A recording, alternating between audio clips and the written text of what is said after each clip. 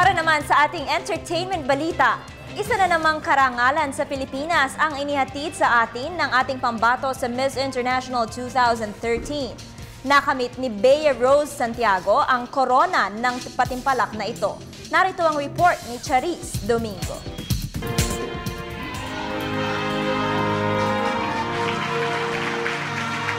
Hindi nabigo ang Pilipinas sa muling pangingibabaw ng isang Pinay beauty queen sa katatapos lamang na pageant sa Tokyo, Japan kagabi. Kinoronahan ng pambato ng Pilipinas sa si Bea Rose Santiago bilang Miss International 2013. Hindi lang dahil sa taglay nitong sopistikadong kilos at ganda, kundi sa talino ng 21-year-old beauty queen na lalong umangat dahil sa winning speech nito sa interview portion ng Pantimpalak. The whole world saw how my country, the Philippines, suffered. The agony of my people was felt, but one by one, country to country came to help. I would like to thank all the nations that helped my country. In our darkest hours, you have opened my eyes and my heart and how important it is if we all support each other.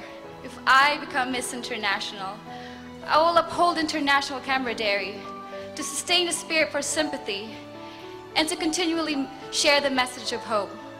I believe that whatever calamity may come to us, as long as we have each other, there will be hope.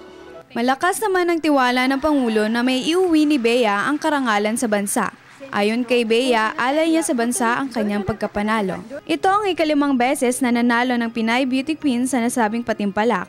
Kasunod ni na Gemma Teresa Cruz noong 1964, Aurora Piwan noong 1970, Melanie Marquez noong 1979 at Precious Lara Kigama noong 2005. Ito din ang ikatlong pagkapanalo ng isang Pilipina ng titulo mula sa iba't ibang beauty pageant ngayong taon. Kasunod ng pagkapanalo bilang Miss Supranational ni Mutya Johanna Datul at ni Miss World Megan Young. Para sa Telebisyon ng Bayan, Charis Domingo.